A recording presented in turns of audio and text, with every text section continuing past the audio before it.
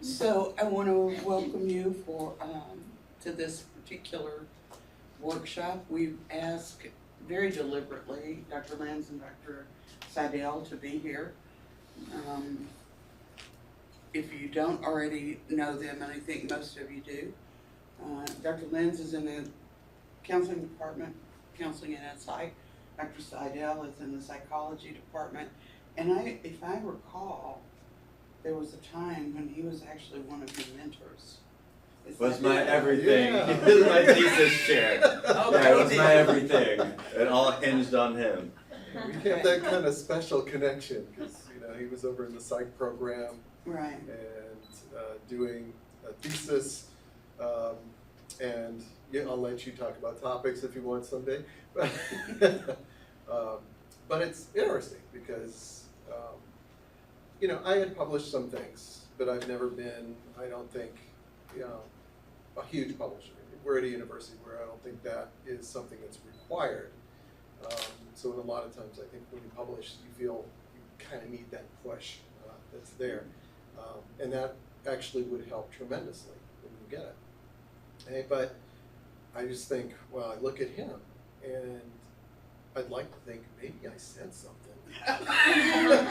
Okay, but You said some things. he took it to heart. There was something about Stephen. I think one of those things that has made him very successful, okay, was as far as a student goes. He was brave. When it came down to criticism, no one likes that, right? And so we kind of shirk away from that. I guess Stephen, and I think it's just a quality I think of good researchers, is you're not afraid of that criticism. He actively sought that stuff out. He was very much always wanted, okay, how do I make this project better? Is this okay to do, and he wanted the criticism. And I think that just continued along in everything you did. Thanks. I think I was easily criticizable at that time. Still am, right? Yeah, and some of the earlier connection between you and I really came to you because I admired your approach to things. Like you're very humanistic and caring and personable with students, all of us. But you also had this element of rigor to you that I knew that I could depend on. And so in many ways I kind of saw you being very much like me, but in in other ways too, being the type of scholar and academic that I wanted to be. I wanted to be humanistic and compassionate with my students. And I also wanted to be very professional and on point with the things that I got involved in doing. Should we hug? But so that started for me, I think, this idea of a researcher's core and really kind of understanding that you can be involved in research and not be the stereotypical person in a lab coat that's cold and so objective. And in these ways, you could actually have fun with research. You could actually be involved in projects in a way that was passionate and meant something, they had these practical implications to them. And then I had gotten involved with another mentor, Paul Merritt, who at the time I think he was fresh out of his doctoral program, and he was just kind of this shooting star type. I mean, he was I worked in his lab for 2 years, and it was very rigorous and regimented and things like this, but you looked at this guy and he was prolific. I mean, he was just publishing tons, and I didn't even realize some of the things that we were doing. And then you read them, some journal article about it, and it was linking to decision making in fighter pilot cockpits or something like this. It was that's what we've been doing. I had no idea, And so I didn't understand that publication was a way to, because it was never a distinctive goal of mine. It wasn't that grad student that was I want to be publishing. It was sort of the way that you got to kind of see the bigger picture, because at the time I was just really in the trenches of these projects. I didn't see the bigger picture of things. And I'm going to be 100% honest. My first publication ever with Dr. Merritt, I literally printed out and took home and put on my refrigerator. Like it was like an A+, where I was like, this one with me at the, I mean, you gotta keep reading some lines and then like I'm the last person on it, like we did this together, you know? And so it was very exciting, and from that point, it was validating because I always knew I wanted to be a writer. And I never really thought that publishing scholarship or creative ideas like the ones you're talking about, like creative practices or innovative practices, would ever be something that I was lucky enough to be involved in, but it is. That is a nice segue into one of the questions I want to ask the two of you to talk about a little bit, and that is, for students, whether master's students or doctoral students, how can they, apart from their thesis and dissertation projects, begin to get involved in writing and publishing? And y'all are in different departments, different colleges, you may have different ideas about that. Well, because I'm in a master's program, and looking at that, I think there's different kind of reasons why people do things. And you have students in a master's program, and a lot of them are looking at it as a terminal master's program. Like I said, it helps to have some kind of push towards there. And if that's all they're doing, there is not much of a push, and I would say they are not that interested in moving on to writing. It's the ones, of course, that want to move on to the doctoral program. And there's actually more pressures on master's students to do projects and do writing and publish. It's probably more, I shouldn't say more pressure, but it's probably more important for them, because if they want to move on to those PhD programs, it's a necessary right step to go about doing it. So in terms of getting involved, there's really some of the things that are rather probably obvious, and that is you go try to establish mentors. You talk to as many faculty members as you can about what they do, what you like. You get involved with those projects. And of course, this is how you get involved with research to begin with. But those same individuals, right, are the ones that are going to be probably one of your best resources in terms of talking about how does this publication process work, okay? And so I think the whole reason we established G.R.O.W. to begin with was to start building up workshops and doing these developments to talk about these issues. And so in addition to this one, of course, we're not going to talk about how to write the research article, but I'm sure you have plenty of training on doing that as well. So, I mean, making use of the university resources that you have available is probably one of the best starts. But in terms of, you know, submitting, I think, yeah, it just helps to talk to faculty members first. Yeah, yeah, so I guess I have a hard time finding anything too far outside of what you're talking about, because I believe also that starts with, you know, one-on-one relationships that build a little community, right? So like my approach that I use tends to be a team-based approach to publishing that is really a multi-tiered developmental experience for students. So I like to work with students for at least 2 years so that they can, you know, come in at this level where they're understanding the basics of what it's like to run a project, and then move to this next level where they're understanding how to write the components of a project.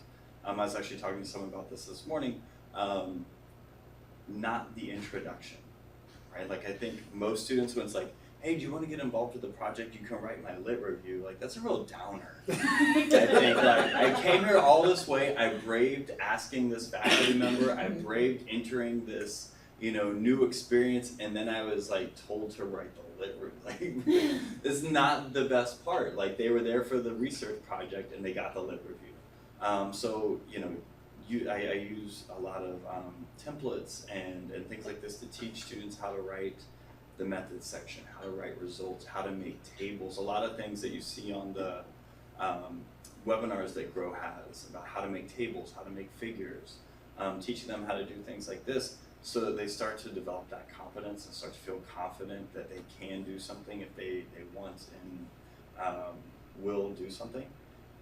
And then from there, it just, after that, there's sort of this level where these third-year students are running their own projects and they're mentoring those second and first-year students.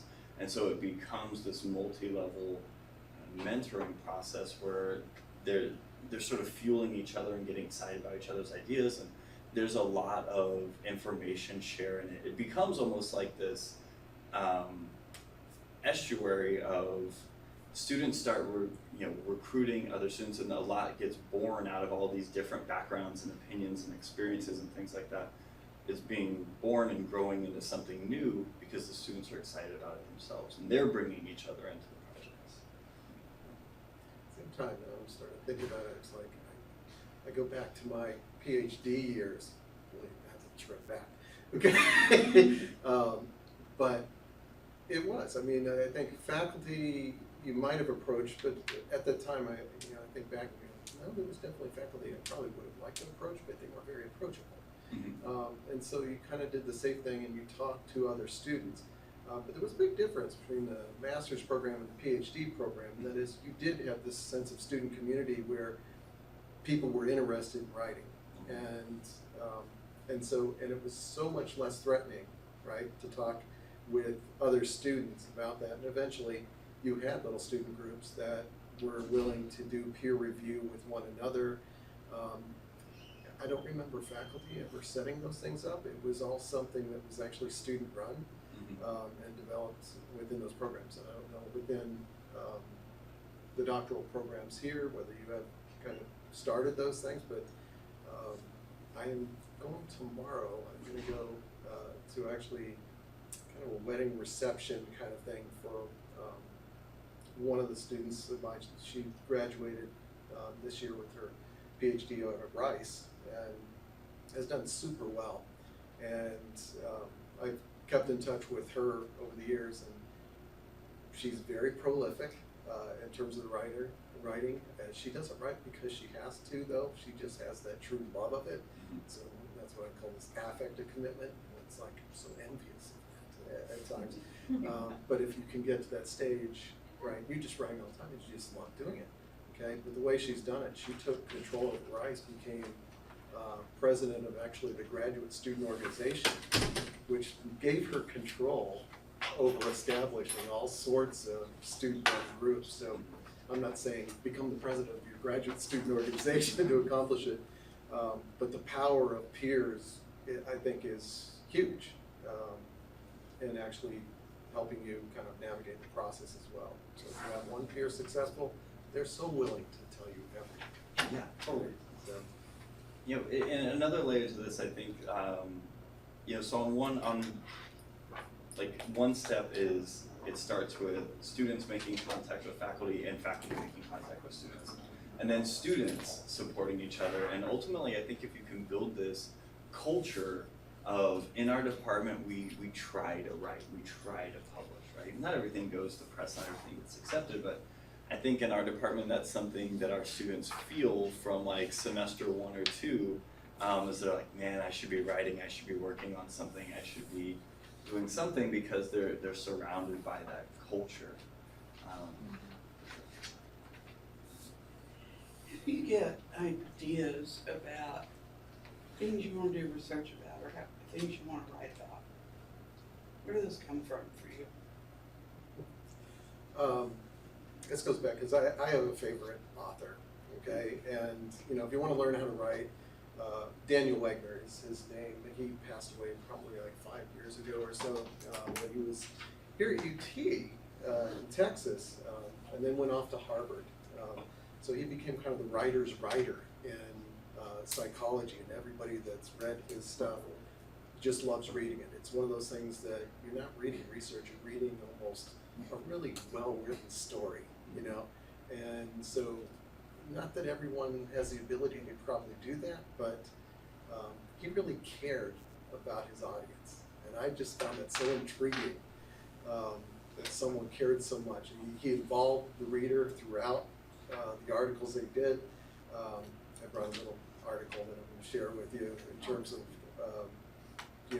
his basic philosophy, and it's actually written after his death by his protege, and what he says is that if you really want to create interesting research, you got to start with phenomena, okay? That you have to be able to kind of have a phenomenon that's out there and be very able to kind of describe it. And it's not just any phenomenon, it's kind of a very intriguing phenomenon that everybody can kind of picture and see it, and it's somewhat surprising, okay? So for Daniel Wegner, it came way back when he was reading another philosophy that kind of talked about try not to picture a white bear, is what he always did, okay? And of course, the first thing he started thinking about is this white bear. So it got him involved in doing all sorts of paradoxical kind of phenomenon. And so that kind of ruled his life from there. He went kind of against the grain and talked about how human will is a myth, right? And those kind of things, just intriguing ideas. So I think about, okay, so what's my latest thing that I've kind of looked at that way? And yeah, I'm trying to do that. I mean, my latest kind of craze is I'm just fascinated how people can enjoy a good cry or enjoy a good depression, right? That expression, people are very aware how people do that, especially, I think, females, even though I think males do it, okay? And to kind of understand that phenomenon would be really something that people will be interested in reading about, okay? So it's kind of one place I would start, is really trying to find that phenomenon to get started with. I think for me, one of the conversations that's been going on in this group of scholars and mentors and stuff that I stay in touch with is this idea of what does our profession need us to be doing right now? Because, you know, psychology is established, it's been around for a really long time, and then you think about counseling and it's like, well, actually, what does the counseling field as a newer emergent into the scene really need to hear from us about? You know, we need our own literature base. We need our own we need scholarship that was intended for us to be reading, instead of reading the scholarships of related professions and applying it to us. And so, on one hand, there's that piece of where I usually get started with things. And then there's this other piece that is very applied, and you know, where do I get ideas for projects? The news, the newspaper, major issues that are going on, policies that might be changing, disasters, crises, things like that. Because in each one of those instances, you know, counselors are affected. I think my first big project like that, I was on a treadmill, watching the news on a treadmill. So I was all very excited. You know, my physiology jacked up. I was like very excited in the first place. And it was a story about a mentoring program in the inner city of Memphis that was going to be closing down. And I was like, gosh, you know, they have mentoring, they have after-school guidance, they have all these things going on, and it just feels as if there's something that we could be doing. And was able to get a warm call introduction to somebody with that program, and was able to go meet with them and just ask, like, how can we be helpful?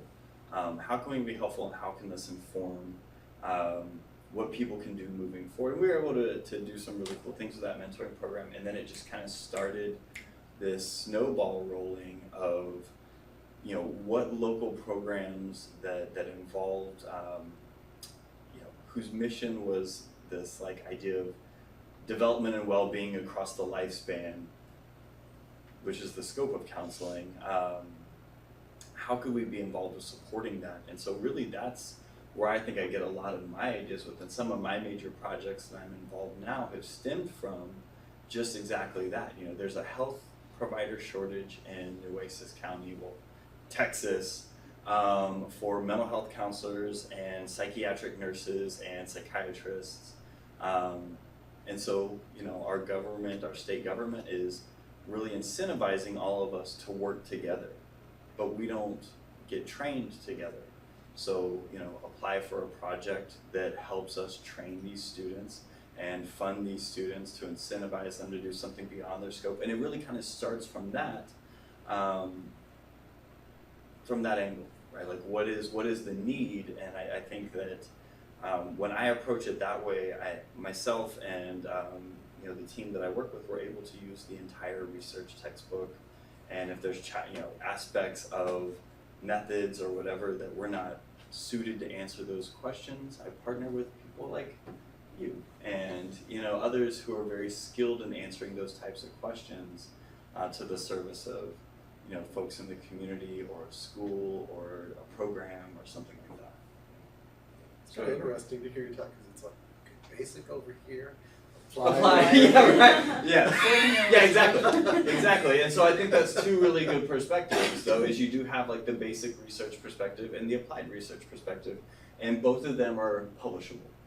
Both of them can make their way into professional journals and inform what other people can or think about doing. You know? Of course, I feel like, well, to be professionally correct, and I cannot say enough, because I mean, if you pick up an article on this, probably one of the first things they're going to say is, you got to read research, right? And you go to the end of those things and you look for what people, you know, their conclusions, and go, well, future research should look at this. And yeah, I teach that too. Okay, in there.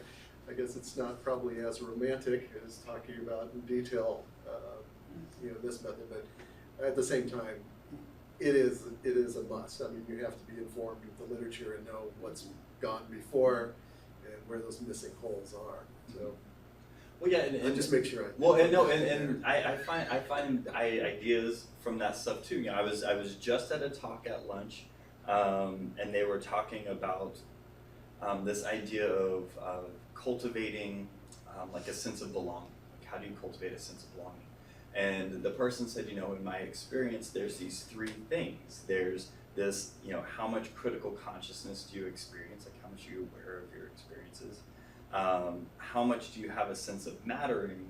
And then how much, I forget the second one, but I wrote it down. It was like, if you have these things, in my experience, you feel as if you belong anywhere. And I was like, you know, it sounds like that's a theory we could test. Very, very readily we could test that theory after IRB approval. But you know, like, and so that was just at a luncheon where someone was like, here's my experience as a clinician. I was like, well, let's check that out, you know? And I ended up texting one of my research team students and being like, what do you think about this? Like, hey, you could test this, right? And she wrote back and she was like, do you ever just go to lunch? But, you know, ideas come from everywhere. We're surrounded by data and interesting things all the time. And so one of the things I hear when I listen to you both talk is that you're just curious people, in part.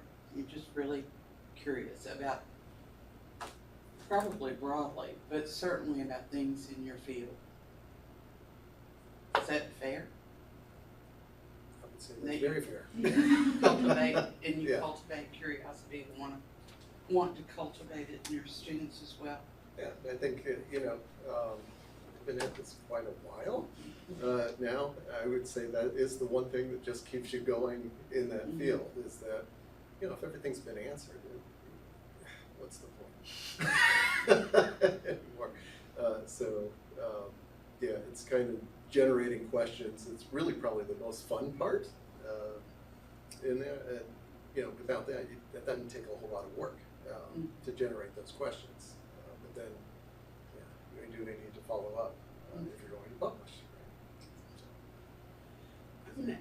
I want to ask you all real quickly, are there questions in particular that you would like them to address? Or, I mean, I can keep asking questions, but I also want to be sure that your questions get answered.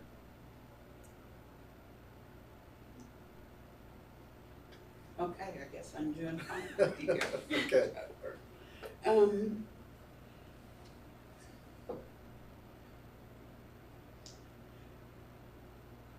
of what I'm curious about too, you've talked about applied research and basic research.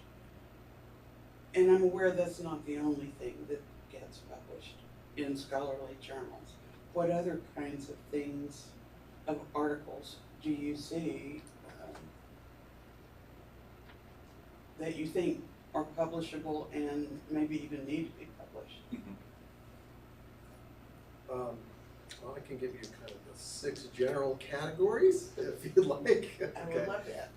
I made sure I kind of looked up this one. But obviously, you can start with original research. I knew a couple, I was like, I know there's gotta be more. So, original research, that's our traditional, that's one we usually are thinking of, your dissertation work, you collect data, draw conclusions, write this up, okay? Besides that, of course, there's the review article, right?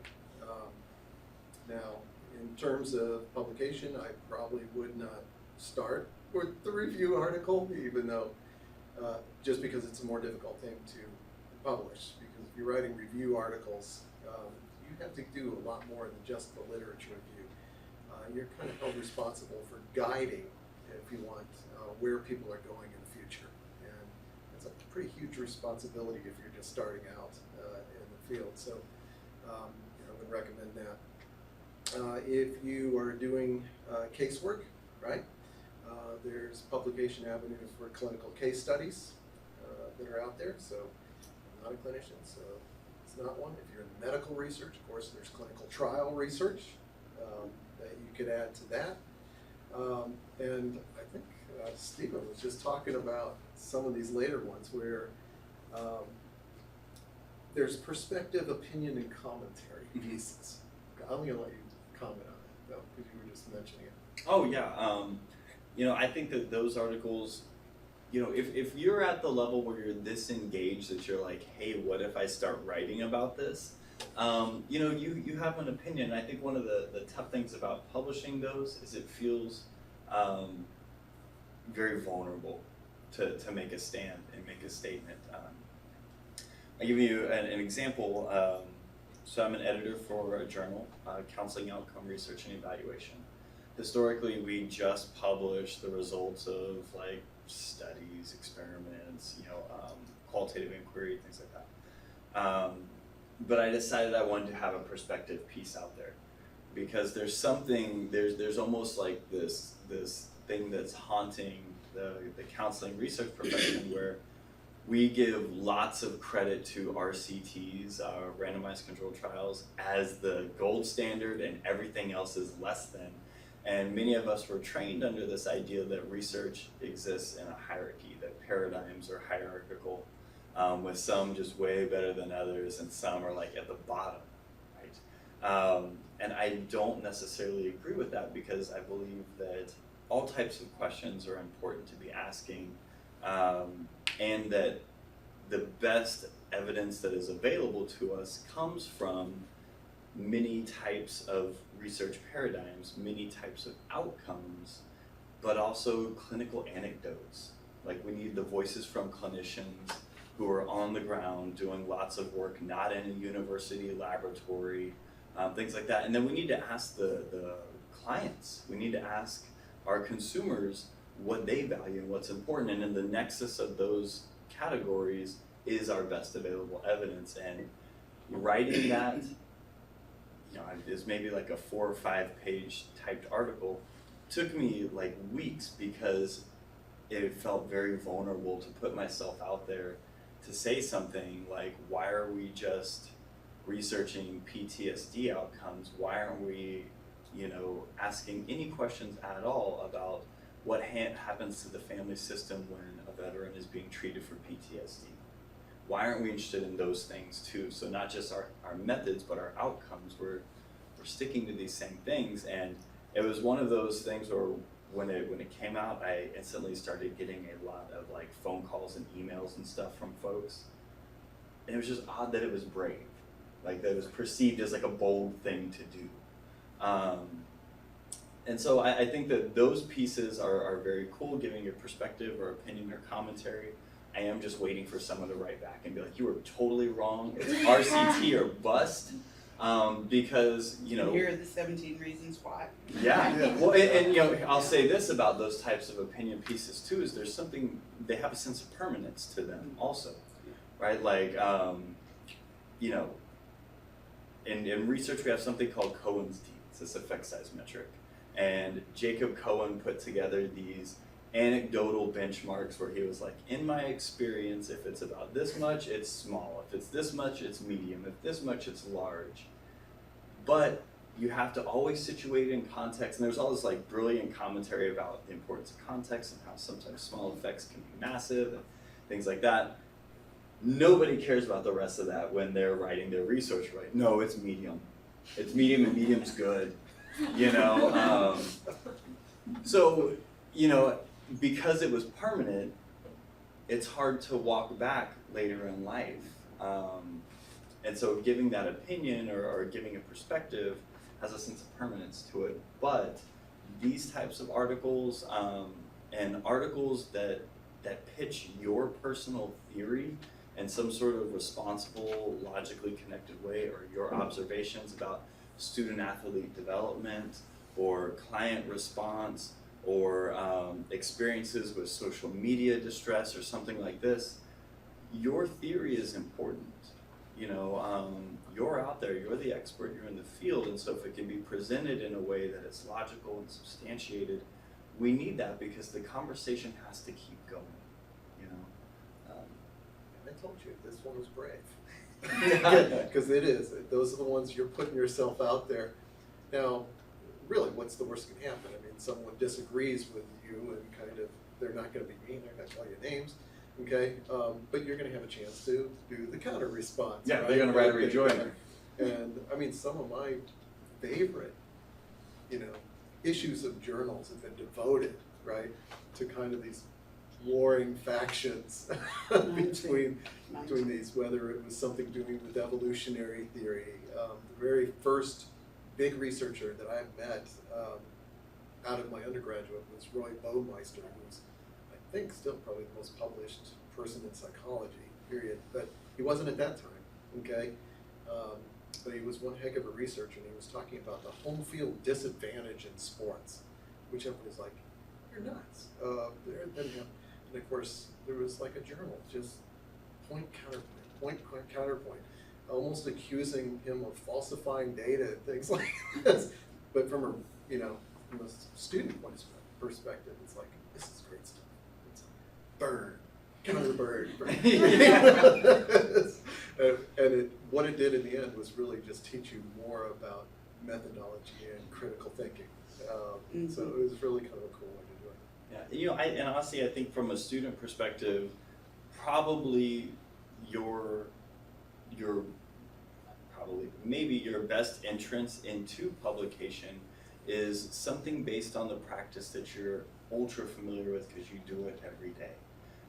You know, if you've got if you're working with children and adolescents for an agency and you have a particular series of techniques that you use for skills training or for family intervention or something that is really a little bit outside of the norm, it's sort of like another wrinkle or an innovation of the norm, share that with us. And because that is your identity and you're firmly nested in that identity, you have credibility when you're preparing that manuscript. And so you can partner with a faculty or a more seasoned student or a mentor somewhere else, and they'll help you with the structure because you know, I reject articles all the time just from the desk. They never go out for review because they're just not formatted right. You know, they're 15 pages over the limit, they're single space, they're whatever it is.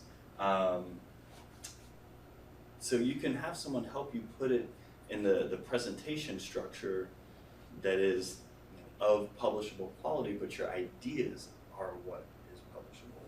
You know? The last thing I've mentioned, because I think it's a great one if you haven't published anything and really kind of a starting point, you have to have the opportunity, however, are book reviews. And those are pretty safe. And lengthwise, easy to handle. I think they're laid out, and so they're really kind of clear in terms of what you're supposed to accomplish in those those book reviews. So you have the opportunity of that. Never turn them down, at least at the start. So let's say that I have a case study and I want to publish it.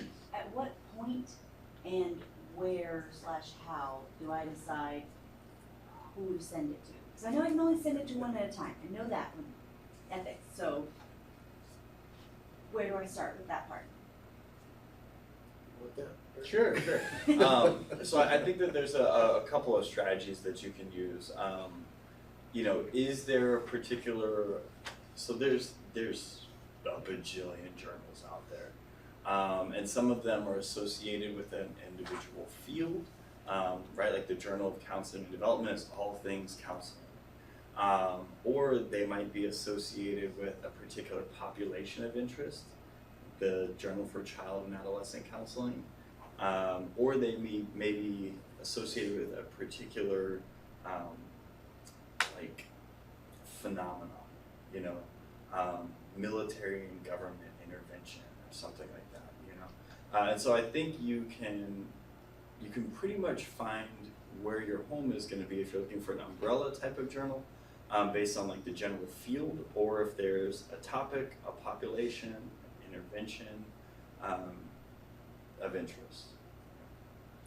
If you're trying to identify journals, right, there's, is there a list of all the journals? Yes, there is. I don't think it's terribly helpful to look at it, however, because I forget what the number is. I mean, it's like 11,000, I forget it. It's a huge amount of names, okay? So you can kind of get them narrowed down by your psychology and stuff and kind of look at that. However, probably the best source you have is what are you using in your article, okay?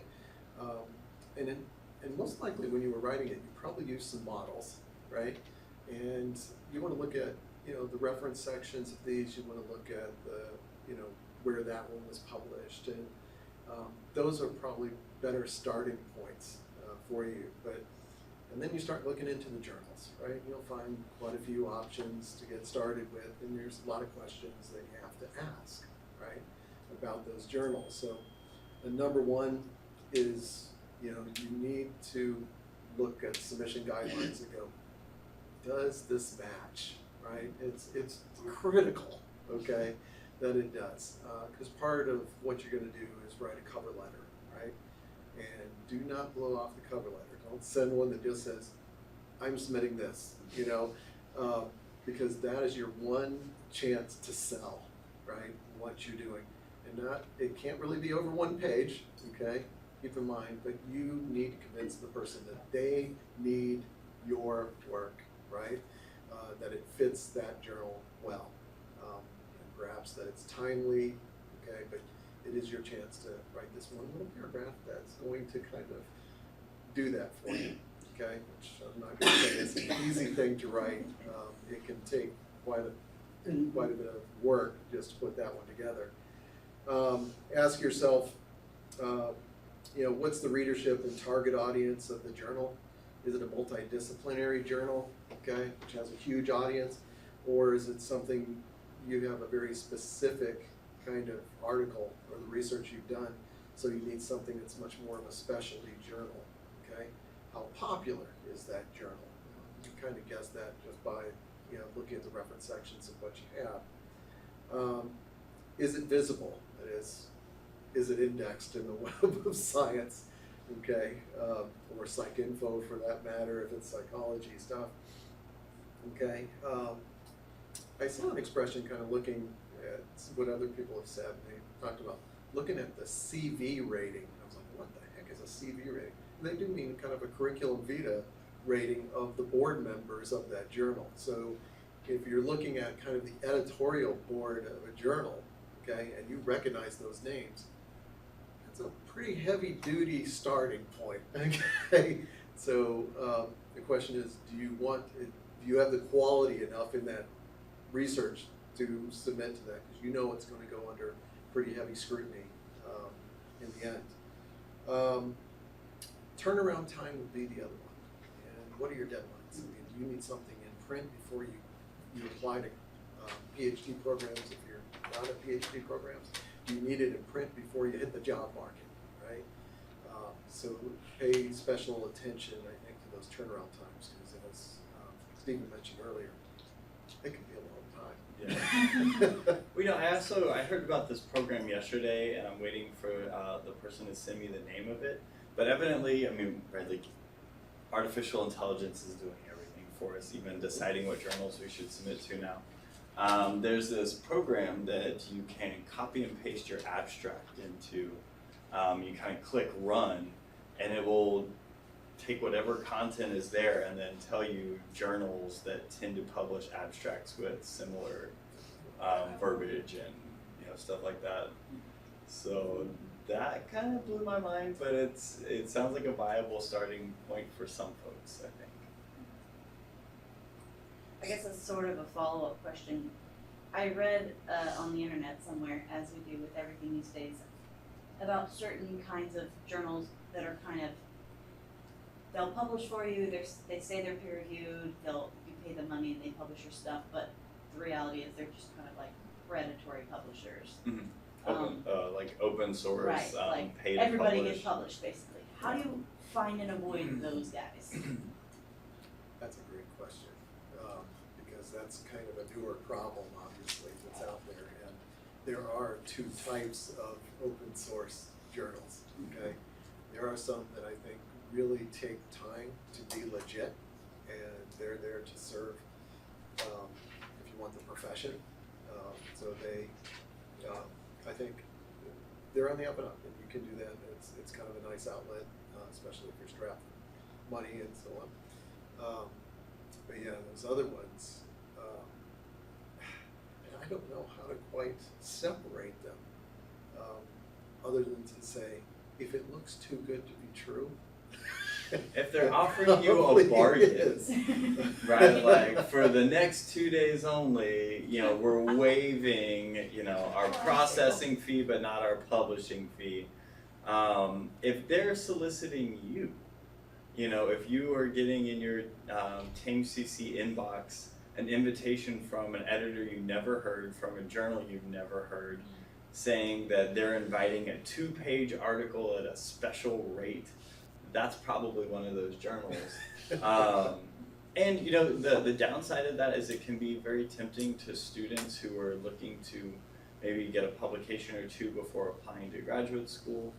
It can be tempting to faculty who are looking to, you know, show productivity when going up for tenure and promotion.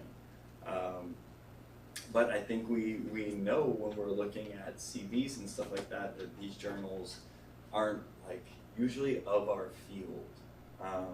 Like for us, you know, ACA, the American Counseling Association, has its flagship and then like 17 other journals. And then we have related journals like the AMFT journal and things like that, that are sort of like affiliates. And those are the ones we believe in many cases we should be publishing in. And so when we see something just kind of out of the ordinary, it raises maybe not a red flag, but an orange flag, for sure. But if things have been bad, right, and there's been, that criticism is usually out there.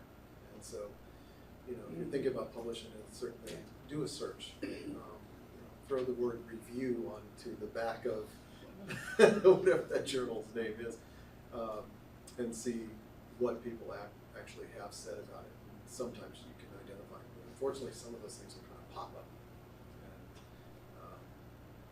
And yeah, you've never heard of it, and no one else has ever heard of it. Yeah, I'd be really cautious. So what's the professional harm there?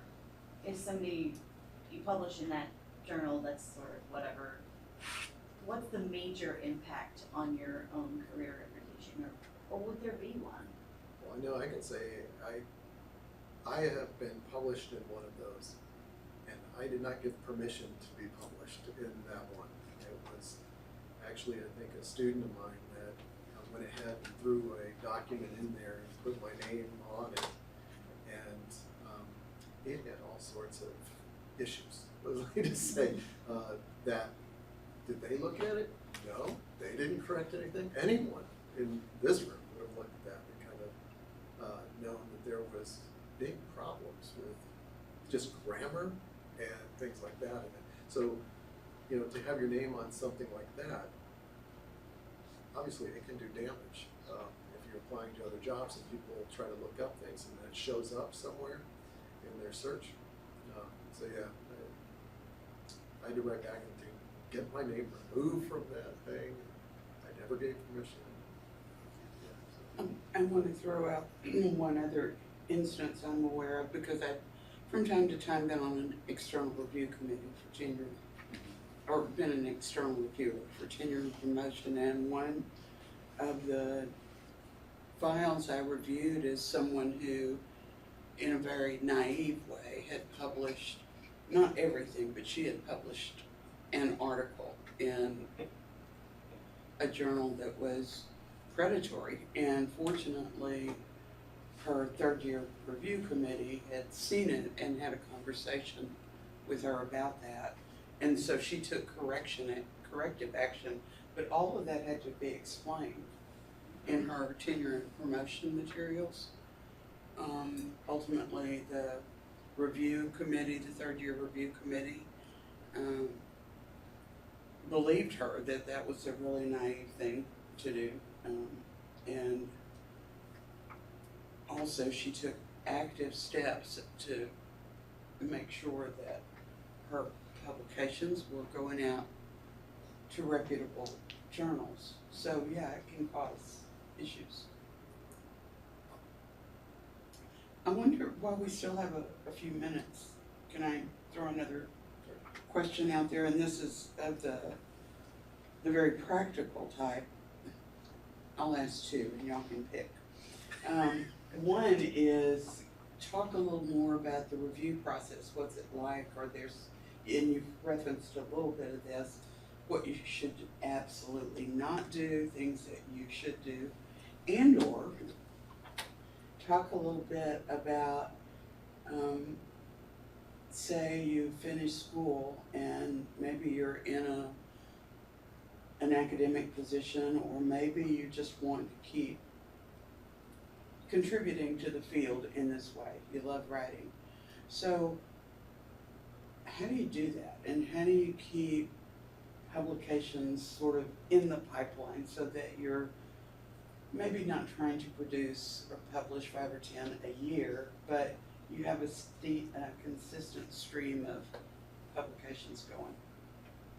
Would one of those questions work for y'all? Which one would you like? Let's go with the pipeline, because the review process is boring. You do a whole lot of waiting, bracket your defensiveness, and just go about your work, you know? You know, I think having things in the pipeline, one of the greatest pieces of advice I got from a mentor of mine, she said, you know, if you're going to make a career out of this, you need to think about these multiple phases of your projects over time. You need to have something in review. You need to have something that you're writing. You need to have something that you're collecting data on. And then you need to have something in the developmental phase, right? So it can all be the same type of project and just extensions off one another, but you want to have things in these different pockets. And so actually I just realized this when we were updating our digital measures, that that's kind of how my CV's laid out right now. Is it's like things that have been done, things are in review, things that are collecting data, things are developing. And is, you know, she said just make sure you have one thing in each one of those categories, and you'll be able to kind of keep your pipeline going for sure. And that takes a little bit of strategic intention and stuff like that, but you know, the separation between all of that is in some ways very artificial. If you have something that you're pursuing, if you have like a longer idea, a longer term idea that you're trying to work with. And I mean, I would echo that exactly. I'm going to add this little piece, and that is, no one's an island. And I think if you're dependent on yourself for your own ideas, okay, you are going to have so much stress trying to keep your next idea coming, okay? So I think to kind of answer that question is, this is where presentation gets involved. I think it's where getting out there and talking to people at conferences and visiting with other scholars, but putting yourself out there to hear what other people think of your research is just crucial, because so many times that's where your next idea is coming from, is the questions that they raise. And the ones that you go, well, obviously I didn't answer this in this article, and so I will try my best, because I love this stuff. If you're invested in what you're doing, it's pretty easy to kind of generate the next one if it's handed to you, right? So I'd add that. And so, to do that, I think, one of the things you're highlighting is that you just gotta, like, whatever you're doing, you gotta stay excited about it. And try to have fun with it, right? You gotta try to enjoy it. To go back to the enjoyment He's doing my piece. stuff. Okay. Right? To go back to the enjoyment piece, because it's a labor. It's a labor of love, but it's still a labor, and it involves waking hours. And honestly, there's some projects that like work their ways like into my dreams, and I'm like, how am I I need a break from this? But if you can stay energized about it, have fun with it, and enjoy your work for its ups and downs, and I think it sort of sustains itself over time. And that's where it's kind of important to kind of decide, where did you start, right? Did you start with someone else's idea? Were you invested in this idea?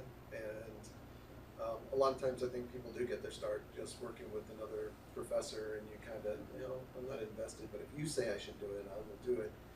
That line might not work too good. So at some point in time, hopefully you stumble on this thing that you really are invested in, all right? And like Stephen says, that's where the energy comes from. You'll never last long if you don't kind of like what you are researching.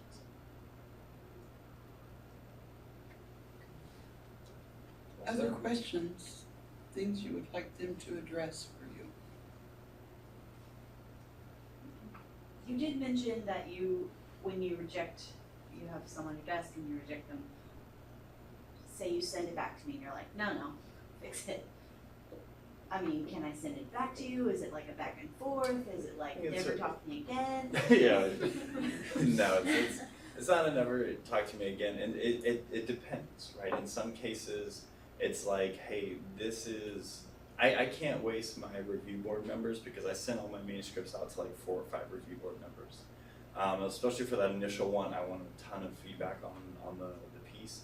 This is their time, this is important to them, and I can't waste their time with something that is distracting to even like look at, right? So in some cases I may say like, hey, if you're willing to trim 12 pages off of this, shape it, to fit our guidelines and presentation standards, and use just one font throughout the whole paper, then there may be something that may be contributory to our readership. So yes, maybe please submit that.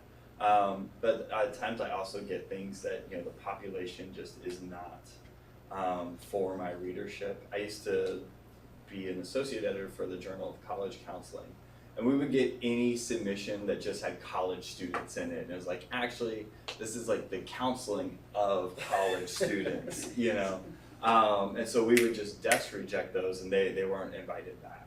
Not the authors, but the manuscript wasn't invited back. So it really just kind of depends.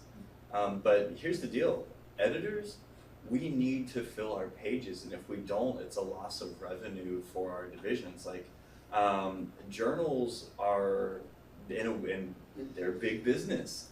Publishers need you to fill those pages, and the associations they're associated with contractually obligated to fill those pages for the publisher.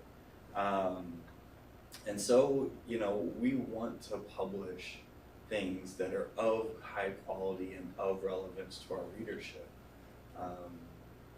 So it's not like we're just trying to keep everybody out. We need and want those great articles. I think just, I'd add to that is kind of commentary you get from your reviewers, okay? There is commentary, I think when it comes from the editor especially, you kind of go, I have to do that, right? But from the reviewers, a lot of it is very just critical. And you may totally disagree with their criticism, okay? But one of the mistakes, I think, in terms of if you have a chance, right, to send that article back in, is you don't reject other people's criticism. It's not that you have to accept it either, okay? However, when you do kind of make changes, you have to address it. And it may be something that, yeah, you don't need to address it in the paper, but maybe it's worth a footnote, okay? To put in there to kind of just show that I have thought about what that reviewer said and give this explanation. Or address of it what in your reply letter when you Yeah. resubmit, you have another letter and just put it in there.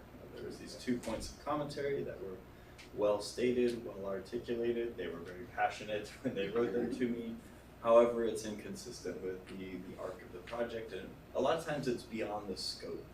You know, they'll be like, it would be great to see additional literature related to whatever, and you're like, I'm already at my page limit. Mhm. You know? But as you move forward, I mean, you get a chance to offer names of possible reviewers, right?